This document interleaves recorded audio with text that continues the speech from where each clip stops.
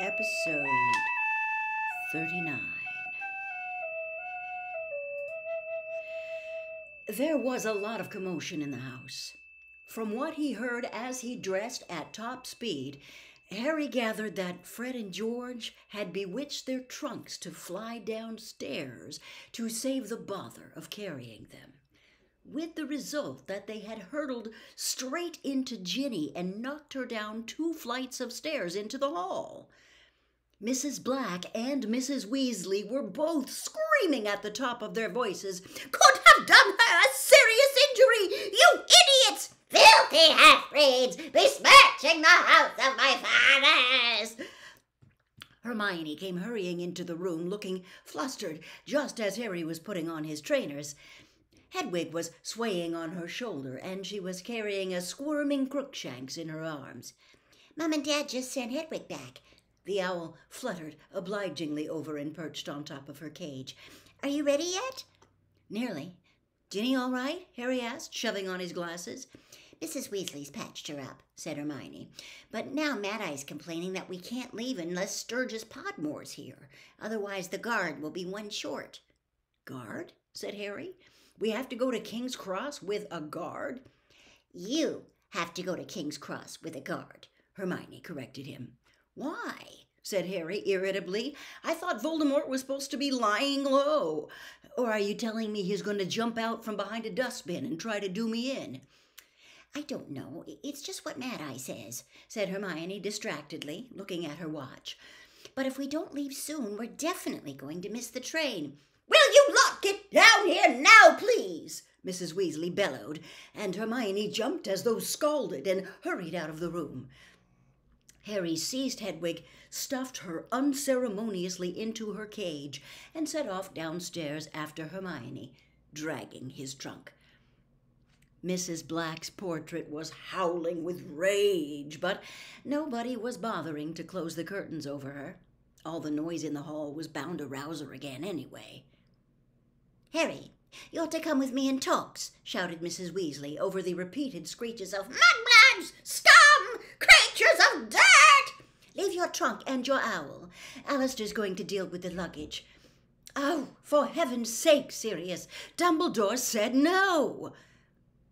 A bear-like black dog had appeared at Harry's side as Harry clambered over the various trunks, cluttering the hall to get to Mrs. Weasley.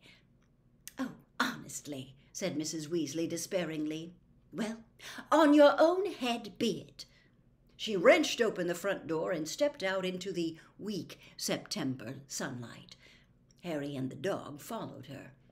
The door slammed behind them, and Mrs. Black's screeches were cut off instantly. "Where's Tonks?" Harry said, looking around as they went down the stone steps of number 12, which vanished the moment they reached the pavement.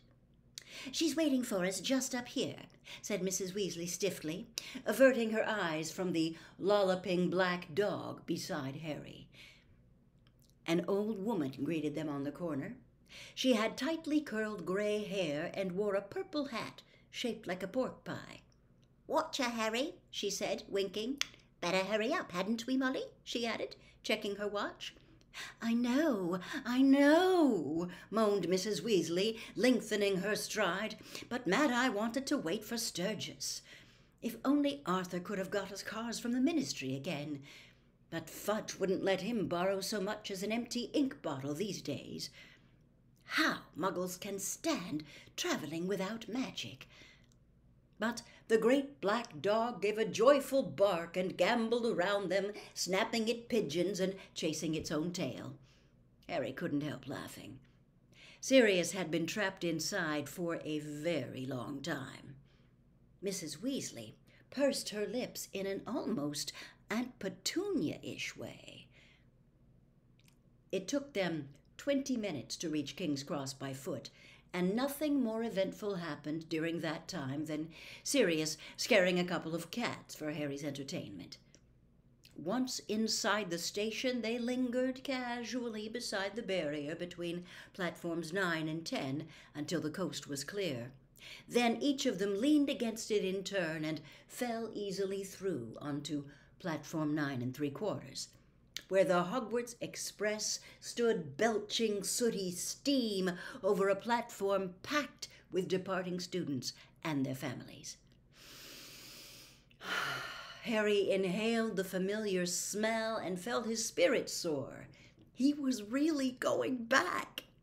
"I hope the others make it in time," said Mrs. Weasley anxiously, staring behind her at the wrought iron arch spanning the platform through which new arrivals would come. "Nice dog, Harry!" called a tall boy with dreadlocks. "Thanks, Lee," said Harry, grinning, as Sirius wagged his tail frantically. "Oh, good," said Mrs. Weasley, sounding relieved. "Here's Alistair with the luggage. Look." A porter's cap pulled low over his mismatched eyes.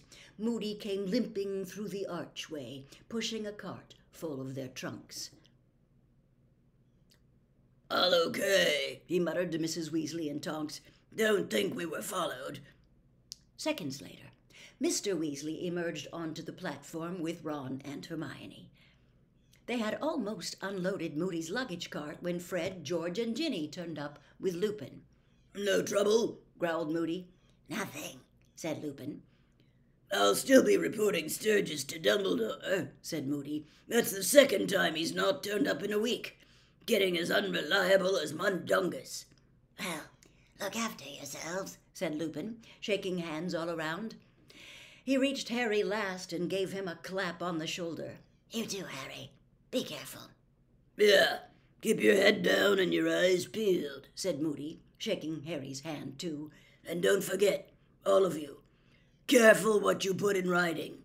If in doubt, don't put it in a letter at all."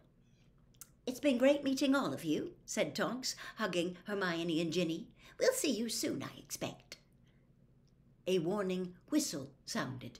The students, still on the platform, started hurrying onto the train. "Quick, quick," said Mrs. Weasley distractedly, hugging them at random and catching Harry twice. "Right, be good. If you've forgotten anything, we'll send it on. On to the train now, hurry." For one brief moment, the great black dog reared onto its hind legs and placed its front paws on Harry's shoulders. But Mrs. Weasley shoved Harry toward the train, hissing, "For heaven's sake, act more like a dog, Sirius." "See you," Harry called out of the open window as the train began to move, while Ron, Hermione, and Ginny waved beside him. The figures of Tonks, Lupin, Moody, and Mr. and Mrs. Weasley shrank rapidly, but the black dog was bounding alongside the window, wagging its tail. Blurred people on the platform were laughing to see it chasing the train, and then they turned the corner and Sirius was gone. "He shouldn't have come with us," said Hermione in a worried voice. "Oh, lighten up," said Ron. "He hasn't seen daylight for months, poor bloke." "Well," said Fred, clapping his hands together, "can't stand around chatting all day. We've got business to discuss with Lee. See you later." And he and George disappeared down the corridor to the right. The train was gathering still more speed, so that the houses outside the window flashed past and then swayed where they stood. "Shall we go and find a compartment, then?" Harry asked Ron and Hermione. Ron and Hermione exchanged looks. Said Ron.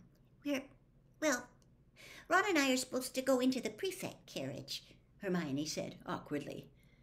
Ron wasn't looking at Harry. He seemed to have become intensely interested in the fingernails on his left hand. "Oh," said Harry. "Right. Fine."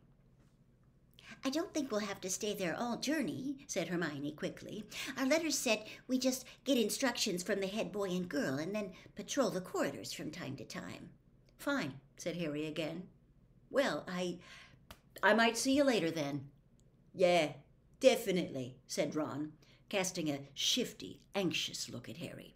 "It's a pain having to go down there. I'd rather, but we have to. I mean, I'm not enjoying it.